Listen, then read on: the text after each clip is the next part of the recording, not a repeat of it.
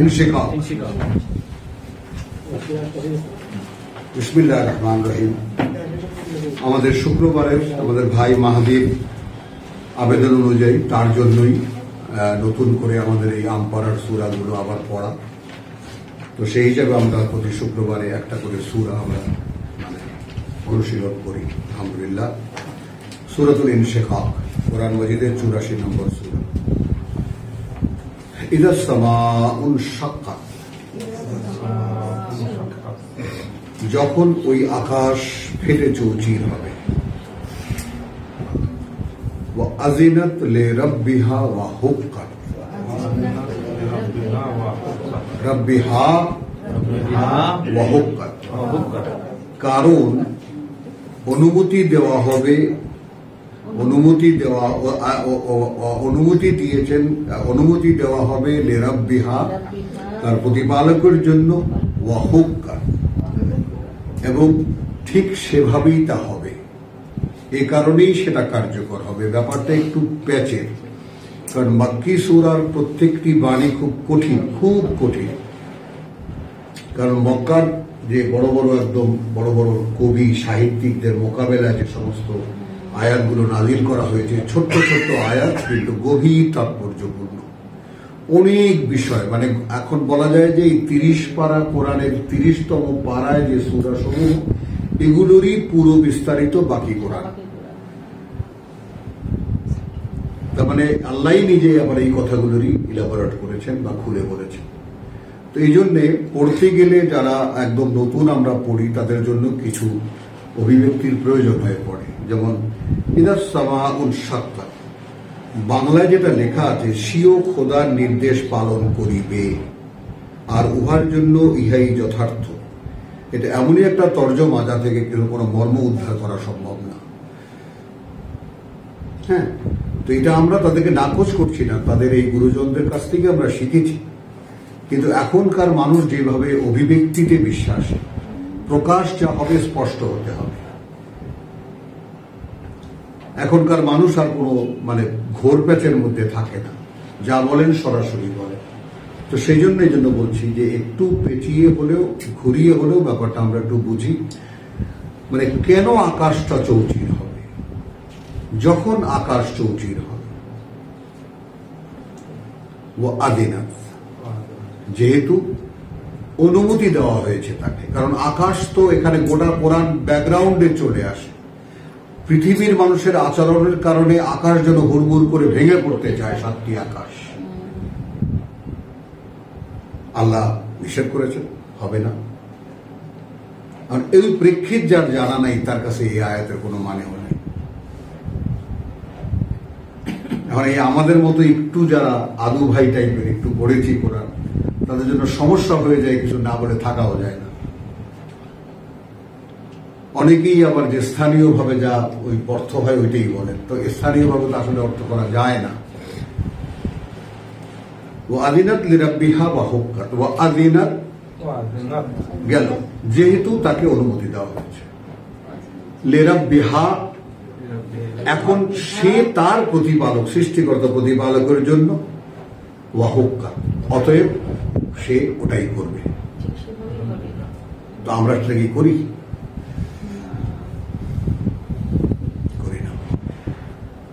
গোটা সৃষ্টি এই নীতিতে দাঁড়িয়ে আছে।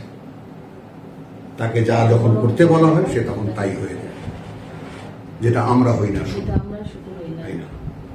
এই জন্য 3টা শব্দ, হ্যাঁ না, ওয়াইদাল আরদু মুদ্দাত, আর যখন পৃথিবীটা বড় করে ফেলা হবে, মাদ লম্বা না, ঠিক বড় করে ফেলা হবে, বাড়িয়ে দেওয়া হবে, বড় টেনে লম্বা করা হবে, সম্প্রসারিত করা হবে, সুন্দর। ওয়া আলকাত মা ফিহা ওয়া তাখাল্লাত, এবং সে বাইরে নিক্ষেপ করবে, বাইরে নিক্ষেপ করবে যা কিছু তার মধ্যে আছে, ওয়া তাখাল্লাত, এবং সে খালি হয়ে যাবে।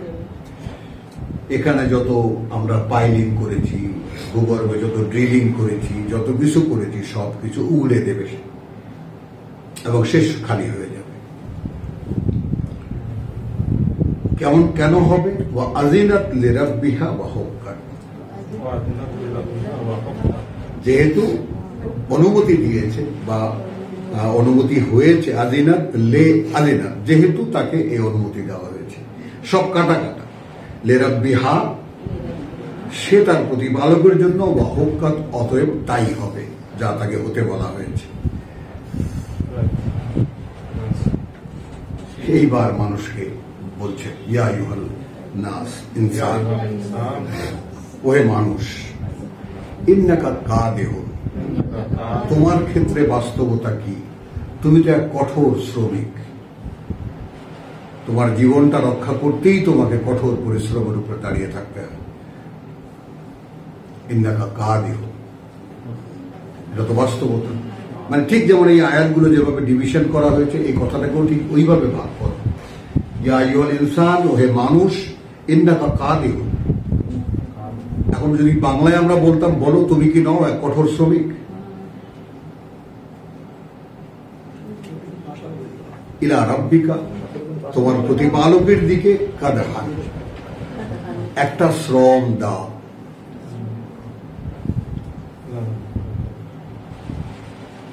মানে এখানে আকাশ যেভাবে যে কারণে হলো, মাটি বা পৃথিবীটা যেভাবে যে কারণে হলো, সেই রকম তুমিও একটা শ্রম দাও।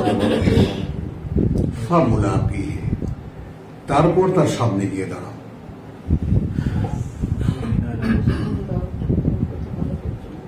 ইয়া আইয়ুহাল ইনসান ইন্নাকা কাদিহুন, হে মানুষ, তুমি তার কঠোর শ্রমিক, তাই না? ইলা রাব্বিকা কাদহান, তোমার প্রতিপালকের দিকে, সেই দিকে একটা শ্রম দাও। ফামুলাকিহি, তারপর তার সামনে গিয়ে দাঁড়াও। আশা করি অস্পষ্ট তো নয়। ফাআম্মা মান উতিয়া কিতাবাহু ইয়ামিনিহি বিয়ামিনিহি, হবে তার কথা যাকে দেওয়া হলো তার জীবন খাতা তার ডান হাতে। হবে তার কথা যাকে দেওয়া হলো তার জীবন খাতা তার ডান হাতে। ফাসাউফা ইউহাসাবু হিসাবান ইয়াসীরা, তাহলে খুব শীঘ্রই হিসেব করা হবে তার খুব সহজ হিসাব। তাহলে তখনই সাইনটা সে বুঝে যাবে যে গট মাই, মানে report card in my right hand, কথা বলছো, ডান হাতে পেয়েছি, আমার হিসাবটা সহজ হবে। ওয়া ইয়ানকালিবু ইলা আহলিহি মাসরুরা, এবং সে ছুটে যাবে তার পরিবারের কাছে খুব উৎফুল্ল হয়ে, আনন্দ চিত্তে। এখন আমাদের পরিবার কি আমাদের মাঠে থাকবে? যেখানে যাবেন রিপোর্ট খাতা পেয়ে, রিপোর্ট কার্ড পেয়ে, মানে ভাবনার বিষয়গুলো কি? আমরাও কি আমাদের জীবন খাতা ডান হাতে পাবো? কারণ এই যে বলেছে ইয়া আইয়ুহাল ইনসান ইন্নাকা কাদিহুন, তাই না, ইলা রাব্বিকা কাদহান। এখন প্রত্যেকে যার যার জায়গায় দাঁড়িয়ে যদি একটু হিসাব করে দেখি যে একদম নিরেট আমার প্রতিপালকের জন্য, সৃষ্টিকর্তা প্রতিপালকের জন্য এই জীবনের কোন অংশের কোন শ্রম কি আমার দেওয়া আছে? আছে? নেই। যেই জীবনটা কিছুতেই থাকবে না, কিছুতেই রাখা যাবে না, তার জন্য মাথার ঘাম পায়ে ফেলে উদয়স্ত খেটে চলছি। আর যেই জীবনটা কোনোদিন মরাও যাবে না এবং যে কোনোদিন শেষও হবে না, সেই জীবনের কোনো সঞ্চয়ের জন্য কোনো শ্রম তো দূরের কথা, ফিরে তাকানোও নেই সেদিকে।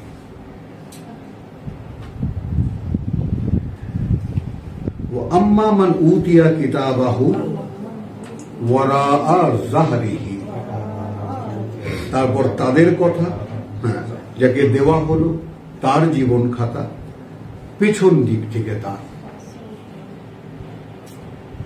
কতটা সম্মান করলেন আল্লাহ, যেহেতু মানুষ বলে তৈরি করেছেন, মানুষ হিসেবে তৈরি করেছেন। ফাসাউফা ইয়াদউ সুবুরা, তখন সাথে সাথে সে ডাকবে তার ধ্বংস, তার মৃত্যু। ইয়াসলাহা সাইরা, কারণ ঝলসা বেশে জ্বলন্ত আগুনে, ঝলসা বেশে জ্বলন্ত আগুনে। ইন্নাহু কানা ফি আহলিহি মাসরুরা, সে তো এখানে ছিল তার পরিবারের মধ্যে অত্যন্ত আনন্দ ফুর্তির মধ্যে। ইন্নাহু জান্না, কার্যত সে মনে করত আল্লান ইয়াহুর, কোশ্চিন কালেও তাকে ফিরতে হবে না কোথাও, কোশ্চিন কালেও তাকে ফিরতে হবে না কোথাও। বলা, কেন নয়? ইন্না রাব্বাহু কানা বিহি বসীরা, সেখানে তো তার প্রতিপালকই ছিলেন এমন যে তাকে দেখে রাখতেন, দেখতেন তিনি। আছে এই চেতনা আমাদের মধ্যে কেউ কারো, যে আমরা দেখতে পাই আমার সৃষ্টিকর্তা আমাকে সবসময় দেখছেন? নেই। অর্থাৎ এগুলো আমাদেরকে হতাশ করার জন্য বলা নয়, বলা এই জন্য যে আল্লাহ তাআলা যখন কোরআনের মুখে এনে দিয়েছেন তখন এর বাস্তবতাকে আগে জেনে নেওয়া, তাই না? ভয় দেখানো এই উদ্দেশ্যে যে বাস্তবতা যদি এই হয়, তাহলে এখন এটা যদি আমার জন্য পাঠ্য হয়, আমার জন্য সিলেবাস হয়, আমার জন্য কারিকুলাম হয়, তাহলে আমার তো ভয় পেলে চলবে না। আমরা তো স্কুলেই যাইনি, আমরা পড়া জানবো কেমন করে, তাই না? জিনিসটা তো আল্লাহ তাআলা সুযোগ তো দিয়েছেন স্কুলে ভর্তি হওয়ার, তার স্কুলে পাঠ্যপুস্তকও হাতে তুলে দিয়েছেন। এখন যেহেতু জীবনের 12 আনি, 14 আনি, 15 আনি শেষ করে দিয়েছি, এখন যতটুকু যা আছে, যে কটা দিন এই জীবনের আছে, সে কটা দিন যদি হিসেব করে ব্যয় করতে পারি, তাহলে আল্লাহর ওয়াদা ক্ষমা করে দেবেন। আর সেই আল্লাহর ক্ষমার তোয়াক্কাই বা আমরা কি করি? আমাদের জীবনে তার যে কোনো প্রয়োজন আছে, যেমন কালকে যে আমরা যেটা আলোচনা ছিল আমাদের, যে পরকাল বিশ্বাস যদি না হয় তাহলে আল্লাহও মিথ্যা, এই পৃথিবীর সবকিছুই মিথ্যা। এবং পরকাল বিশ্বাসটা যত স্পষ্ট হবে আপনার কাছে, অতই কোরআনের একটা ক্রাইসিস তৈরি হবে ভিতরে। ভাই আমি তো জানি না পরকালে কি করে কি হবে।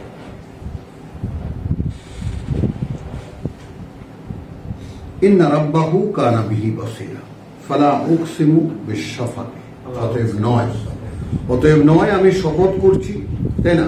এখানে বলা হচ্ছে উষা লগ্নের, বিশ-শাফাক ওয়াল্লাইলি। এখন এই শাফাক হলো আসলে সান্ধ্য লালিমা, মানে সন্ধ্যায় এমন যে ঠিক সূর্যটাও ডুবে গেছে কিন্তু এখনো অন্ধকার হয়নি, সেই মুহূর্তটা। ওয়াল্লাইলি ওয়ামা ওয়াসাকা, আর শপথ করছি রাতের আর যা তাকে আচ্ছন্ন করে, অর্থাৎ আঁধার। ওয়াল কামারি ইযা ইত্তাসাকা, আর শপথ করছি সেই চাঁদের, তখনকার চাঁদের যখন তা পূর্ণ প্রকাশিত হয়, অর্থাৎ পূর্ণিমা। এই যে শাফাক থেকে রাত, তারপর চাঁদের পূর্ণতা প্রাপ্তি, এরপর বলছেন লা তারকাবুন্না তাবাকান আন তাবাকিন, তোমরাও এইভাবে আরোহণ করবে, তাই না? যেমন আমরা চাঁদের হিসাবটা বাংলায় কি জানি? প্রথমা, দ্বিতীয়া, তৃতীয়া, চতুর্থী, পঞ্চমী, ষষ্ঠী, সপ্তমী, তাই না? অষ্টমী, নবমী, দশমী, একাদশী, দ্বাদশী, ত্রয়োদশী, চতুর্দশী, পঞ্চদশী, মাধব। তো ঠিক তোমরাও লাতারকাবুন্না, মানে আমরা এখানে 6কে মোকাবেলায় আনি, আয়াত 6কে মোকাবেলায় আনি আয়াত 19-এর। ইয়া আইয়ুহান নাস ইন্নাকা কাদিহুন ইলা রাব্বিকা কাদহান। তো আমার প্রতিপালকের দিকে যদি একটি শ্রম দিতে যাই, এবার মেলান, এটা নিশ্চিত যে তোমরাও আরোহণ করবে ঠিক সেই ক্ষীণ প্রথম চাঁদের চাইতে যেমন পূর্ণিমায় পরিণত হয়।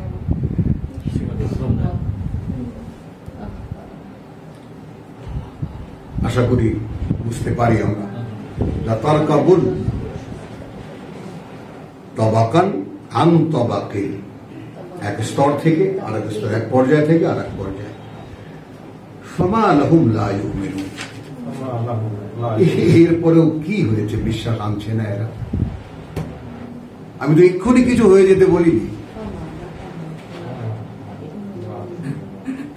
আমি তো এক্ষুনি কিছু হয়ে যেতে বলিনি।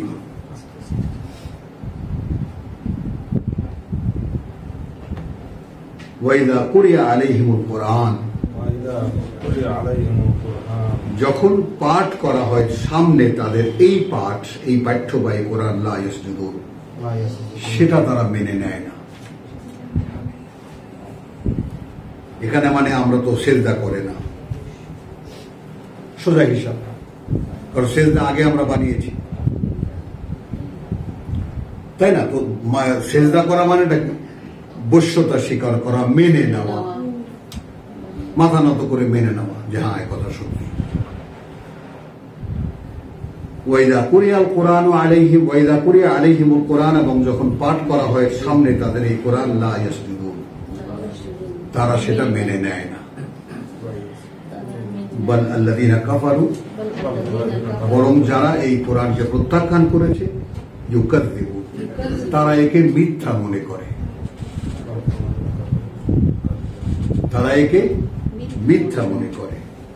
ওয়া আল্লাহ আ'লাম, যেখানে আল্লাহ তিনি তাদের চাইতেও ভালো জানেন। বিমা ইউউন, তারা এখানে থেকে কোরআন ছাড়া অবস্থায় কি সঞ্চয় করছে।